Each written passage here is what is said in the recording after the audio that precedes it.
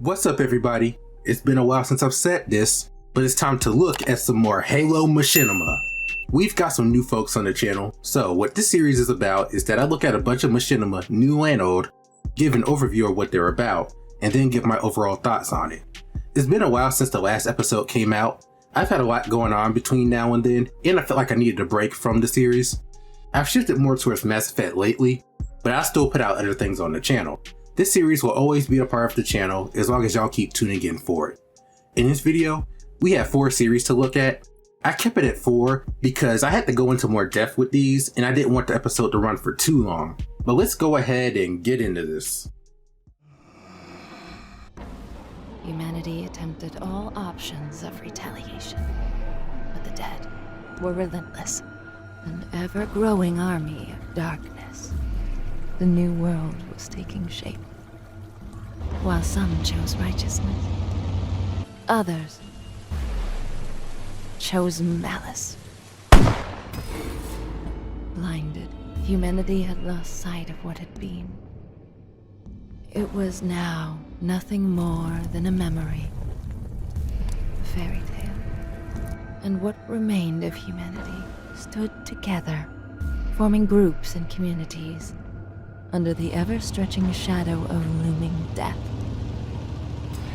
But even in these times of hardship, rather than survive together, some chose to walk the path of survival alone. Dead Silent was created by Last Second Films in 2020, and this is a zombie/survival machinima. In this world, some scientists created a virus that could bring people back to life. And if by life you mean mindless zombies, then go ahead. The undead horde eventually grew to the point that they overwhelmed any defense humanity could throw at them. So now you got zombies just chilling in the street. And as for humanity, the living are doing whatever it takes to survive in this new reality, whether their actions are moral or not. The story follows a man named Apollo. Apollo is trying to reach the safe haven known as Carvington. Apollo saves this guy named Jet from an incoming zombie, even though Jet has his gun pointed at him at the moment. And after some convincing, Apollo agrees to let him come along, on the condition that Jet gets him to a still functioning warthog. Plus, Jet knows the location of Carvington. Apollo is hesitant because the team he was with got killed, but come on, it only makes sense. Plus, he wants to help. There is a twist though. There's an army of zombies between them and the warthog, and they come close to becoming zombie food. But they make it out by jumping from one building to another one, and Jet was over the moon after that. You made it! You freaking made it! I'm not doing that again. They were lucky to make it out of this town at all, but they did, and are now heading towards the forest. But they come to this bridge where this guy's just looking into the water below. Apollo tries to talk to him and give him some encouragement, to not give up. But as Apollo is trying to convince them to come with him and Jet, the bridge starts to collapse and only Apollo makes it off. With their route now cut off, they make a detour through the swamp, but this was a bad move as there are a shit ton of zombies in this swamp, so they hightail it out of there. They set up camp for the night, but the zombies find them again, so they get out of there, but they end up going over a ledge and crashing. This ends up separating the two. Jet falls unconscious, thank goodness for armor because that was a bad crash. But he gets taken by some gang. Apollo wakes up and comes back to the crash scene and finds that Jet is gone, so he presses on.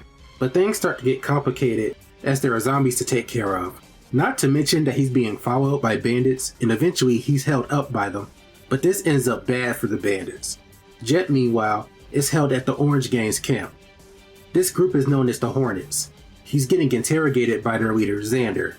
Xander wants to know about Jet's group, or more specifically, Apollo. These guys seem at the most decent. Well, Vander seems to be at this point. They're trying to survive in this lawless land, so they're a bit cautious. They got Jet locked up, but that's more for precautionary measures than cruelty. There is a bit of a turf war going on with a rival gang, so I get it. However, his second-in-command Kit's moral code is not as high. Okay, so one of Xander's rules is that they don't attack the innocent. Well, Kit beats up Jet for information before Xander returns, and then, while on a supply run, he killed this couple and took their supplies because to him, they were on his group's turf and because the girl insulted him. The dude is still alive, but then he feeds them to the group of zombies nearby. I hope you boys are hungry.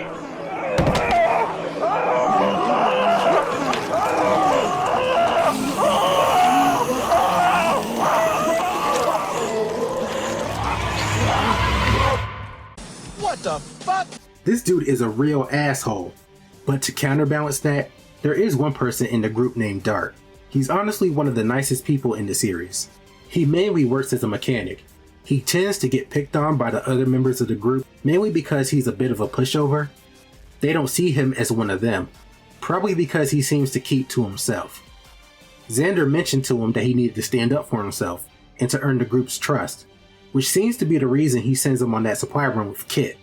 Jet offers him an opportunity to come along with him and Apollo if Apollo manages to find him. Speaking of Apollo, he follows some Hornet members back to their stronghold, but he doesn't know Jet's in there until he meets Herdane. Herdane gets held up by some bandits while looking for some gas for his warthog, but he's saved by Apollo. This guy has a place in the events that have happened. Remember the bridge collapse? Let's just say that he's directly responsible for it. And he just happened to see Jet get taken away by the Hornets. So now Apollo has his lead on Jet. The two work out a deal that benefits the both of them. Herdane helps Apollo get to Jet, and Apollo will show Herdane where he can get some gas. The plan is to trap some zombies and use them to create a diversion. The zombies will react to sound, so they use a radio to help corral them. Apollo will ask if Herdane would like to join him and Jet if he gets rescued, but he declines. However, I doubt that's the last time we'll see him. Meanwhile, back at the Hornets base, after revealing that some of his scouts got killed, Xander gives Kit the order to kill the people who did it. This is a bit of a shift in his overall philosophy, as he's growing tired of trying to keep the peace in a lawless world. As he puts it, Cat and mouse does not solve anything. I just want peace.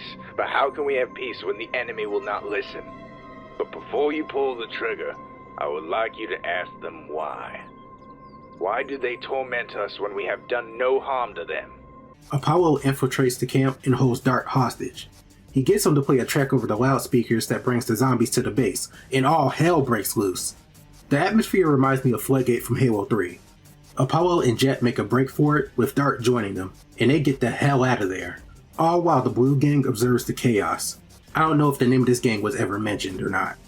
Will the Hornets get out? We'll have to find out in the next chapter. There are 3 chapters out right now. They're lengthy, but I think they're paced well. What I like about this series is that it takes time to build the world and the characters within it. How people are dealing with their current circumstances, and how those circumstances around them can change one's opinion of the world. I don't watch a lot of zombie machinima, but I really like this one. Did you know how powerful he was and what he was capable of doing? I had no idea.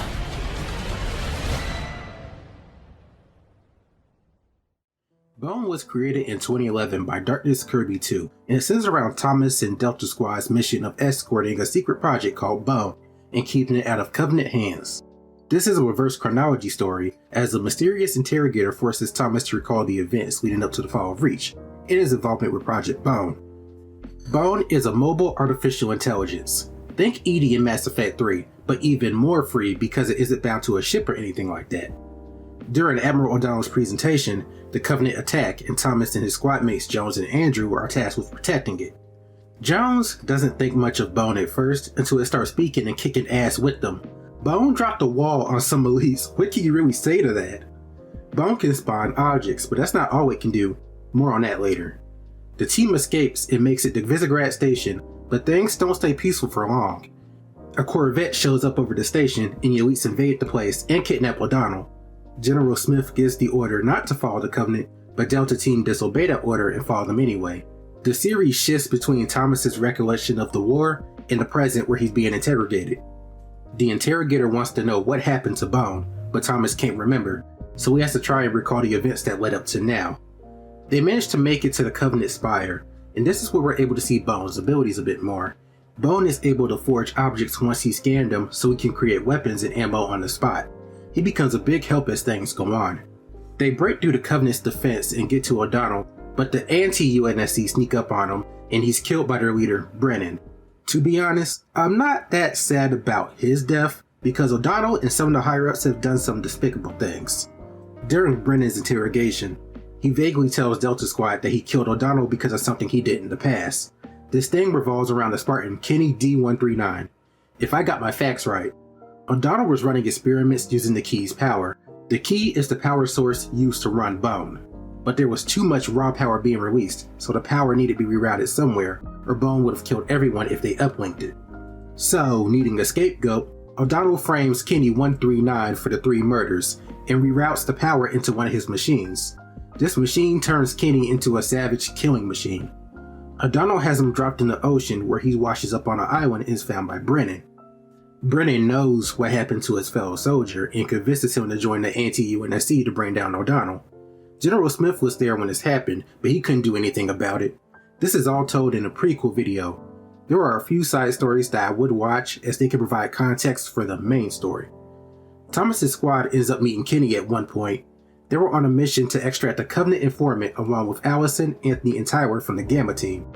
Allison is Jones's girlfriend, by the way. He's been waiting to see her. However, they notice that someone was behind them cleaning up police. But they notice that he's not attacking them, which is weird. This ends up being Kenny. I think he waited until he had everyone in one spot. He ends up killing the Gamma team and wounding the informant. We find out later he survived, but Kenny ends up getting killed by Jones, which is sad. I kind of feel bad for him, but he had to go. And I definitely feel bad for Jones, he just lost his girlfriend. However, they are in a bit of a dilemma. Green was pissed at them for going after the Covenant, because the Covenant whooped their asses after they left, and they lost Visegrad Station. This mission was supposed to be a sort of redemption for them. The informant had information on the Dark Zone, but he's incapacitated, so they have to find out what's going on for themselves. Basically, the Covenant is looking for the key to activate the artifact, which can lead to them starting a great journey or the firing of the Hero Rings and almost everybody dying. However, the key is within B.O.N.E, so they're trying to capture him. Back in the present, Thomas is freed by an elite named Nova and is brought to Resistance HQ, while he retells the story to him as well. The Resistance were able to free their planet from the Covenant, but Colonel Ackerson has taken over the Sangali capital city, and they need Thomas's help to free the city. Like I said, some of these higher-ups are corrupt. But back to B.O.N.'s story, now knowing of the Covenant's plans, they need to reach Anchor 9 in orbit to stop the Covenant. So they fight through the ground station and use the sabers to launch into space and link up with Alpha Squad. But B.O.N starts to act very strangely. It starts happening after the Alpha team leader says that he doesn't trust O'Donnell. And after getting grilled by the captain, B.O.N attacks him and some others, leading to Thomas to shut him down. I think it has something to do with this message that O'Donnell left with him. B.O.N, record this and store it permanently. Affirmative. The people you see before you now. Myself, Admiral James O'Donnell, General Marcus Smith, and Colonel James Ackerson. We free men are your hierarchs. If anyone ever says they are, you will play this file and you will ultimately obey orders from us. We are your gods. In addition to this, no matter what squad you're on, you will not show this file to anyone. Understood? Understood. Good. End transmission and go back into standby mode. So, I'm thinking that when the captain told B.O.N to obey your superior officer, it set something off in B.O.N to attack them, as O'Donnell, Smith, and Ackerson are supposed to be the only ones who are superior to him. I'm not entirely sure that's the only thing wrong, but this becomes a problem later. Because after Alpha and Delta repel a Covenant attack and launch their own counter-offensive on the Covenant supercarrier, B.O.N starts going crazy again. Notice the blue visor. It's like the Forerunner energy is taking him over or something. He kills everyone left behind on Anchor 9. They destroy the supercarrier, but B.O.N destroys the Anchor 9, so they have to go back down to Earth. B.O.N escapes the 9 in an escape shuttle, and I would not trust that robot from here on out. That covers most of the story at this point. I thought I could sum it up quicker than this, but a lot of stuff happens. B.O.N ended up being cancelled after 6 episodes, 13 videos in total, because working on the episodes weren't as fun for them after a while, and then a lot of the work for episode 7 got deleted, so it was like, yeah, it's done. However, the series is going to get a reboot, and I'm excited for it. The reverse chronology aspect makes this series interesting, as you're experiencing the past through Thomas's eyes and present events.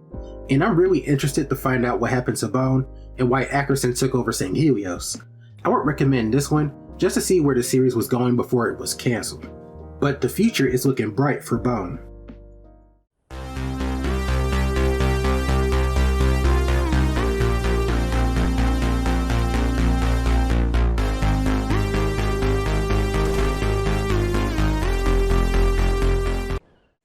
Forged Tales was created in 2022 by McLaren Gaming and centers around this bad group of soldiers in a box canyon in the middle of nowhere.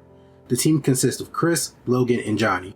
Johnny was assigned here after their last teammate Daniel got killed, and they had a sergeant who was mean as hell, but he gets killed in the first episode.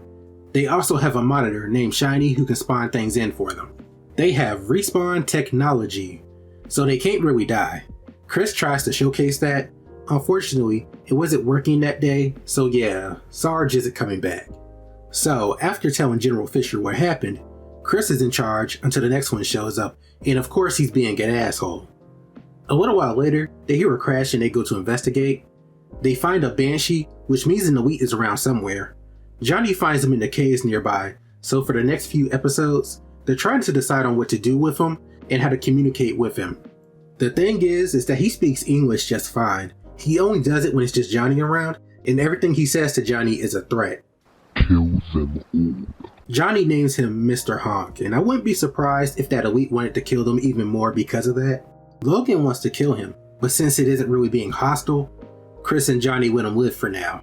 That all changes when Shiny creates Zero, a robot that has a built-in translator. This causes Honk to drop the act and start chasing the guys around the canyon. He's also disabled their comms, so they're in quite the situation right now.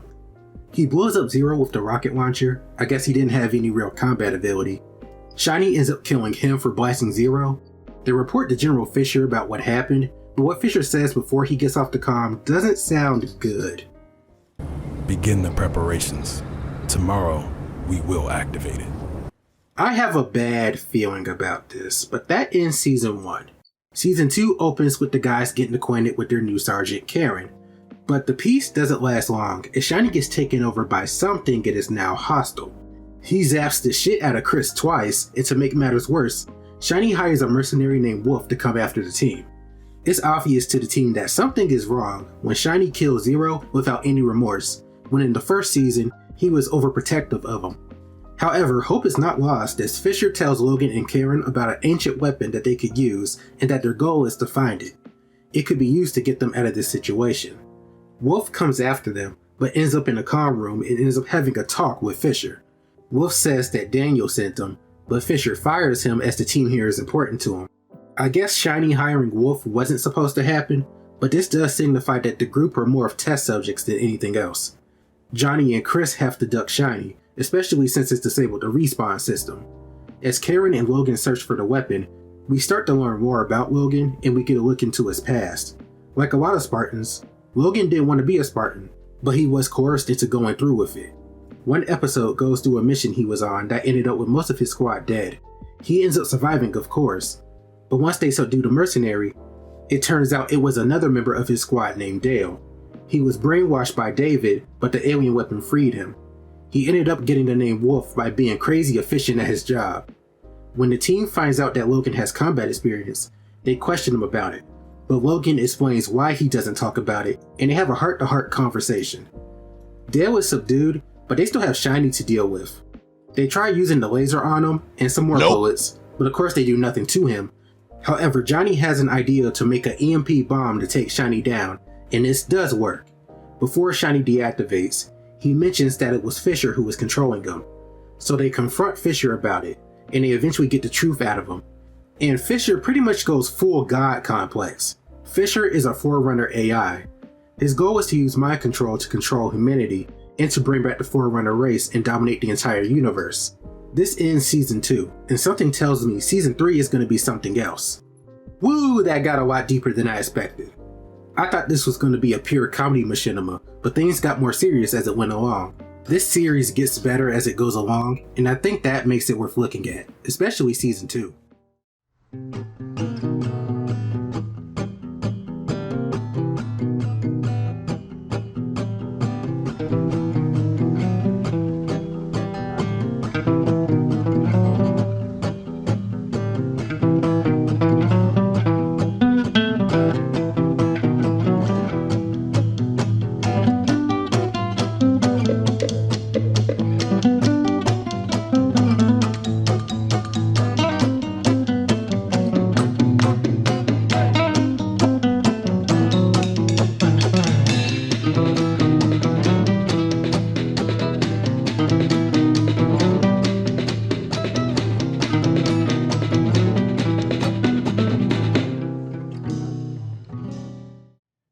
Crash was created by Boomerang in 2023 and is about a UNSC Special Forces team called Fixer. No longer needed after the war, the team is sent on useless missions. However, on their newest mission, they stumble into a strange mystery. This series has red versus blue vibes, and I also get some Spriggs vibes. It feels like something that would have came out back in the golden age of Machinima. It hits that sweet spot of comedy while also progressing the story. But speaking of the story, the Fixer team consists of Crash, Duke, Target, Pops, Izzy, and Peanut. Pops is the leader of the bunch. He'll remind you of Sarge and how he has to manage the personalities of his team, but that's where the similarities end. He's way more laid back. He's not gun happy, there's no mad scientist to him, he simply cares for his team and tries to keep the team together. Overall, the Fixer team is the red and blues if they were more structured and competent. The Spriggs vibes for me comes from the character Duke. He reminds me of Willie, mainly for his penchant for blowing shit up. He's the demolition expert, and this man loves explosives. Crash is the sentry, which means he's their lookout. He's lazy as hell, but also good at thinking on his feet. Izzy is the group's tech expert. She's also the most responsible one out of the group. Peanut is essentially the group's handyman. The things that everyone doesn't want to do or complains about, he does it. And Target is the new recruit. They were sent to this location to secure the base. Their job is to get this one up and running while a recently destroyed one gets rebuilt. But some weird things start to happen. For one, the security system for the base activates and it gives control over to Sammy. What's a Sammy, you ask? You'll see. As soon as Pops and Duke breach the base... Oh shit.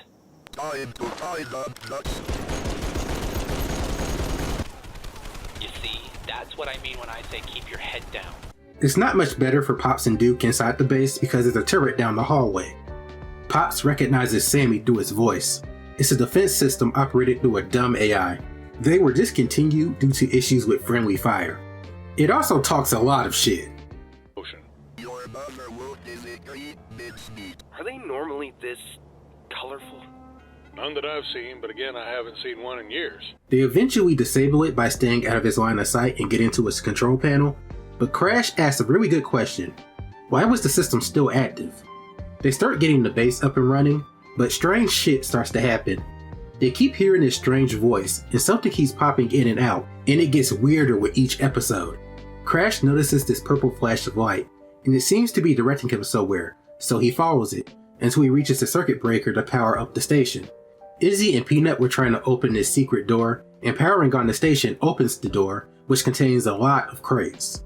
That would have been originally the end of the job. A team of engineers were supposed to take over once the base was operational, but Pops got a call from command telling them that they had to stay there for a few months. And on top of that, Peanut ends up injured trying to open the door. Probably gave himself a hernia. They're also running out of supplies.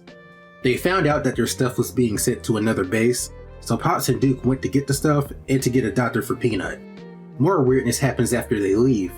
Something was happening with Izzy's computer, and she saw something appear in front of her for a second. And then Target notices that purple light and goes after it. Not to mention that the radios have been unreliable since they got there.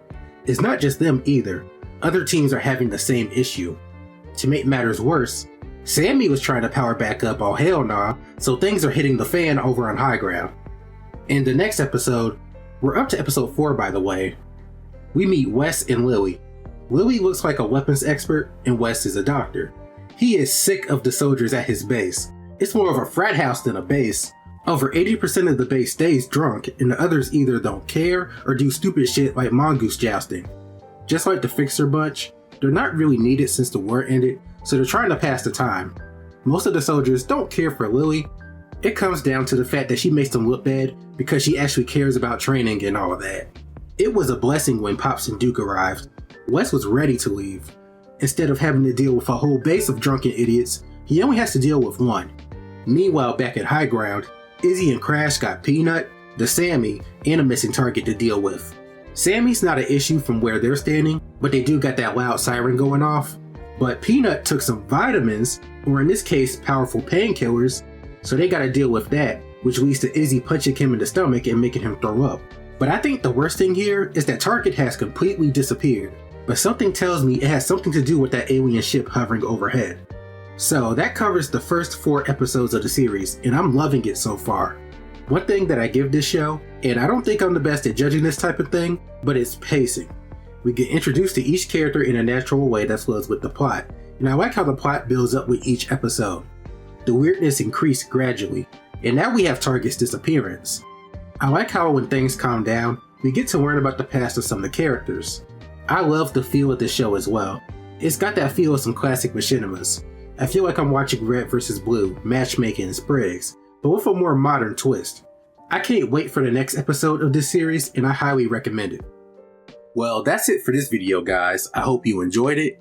If you want to recommend any machinima to me, leave it in the comments. Feel free to like, comment, and subscribe, and I'll see y'all in the next one. Peace. DJ Sonic 3.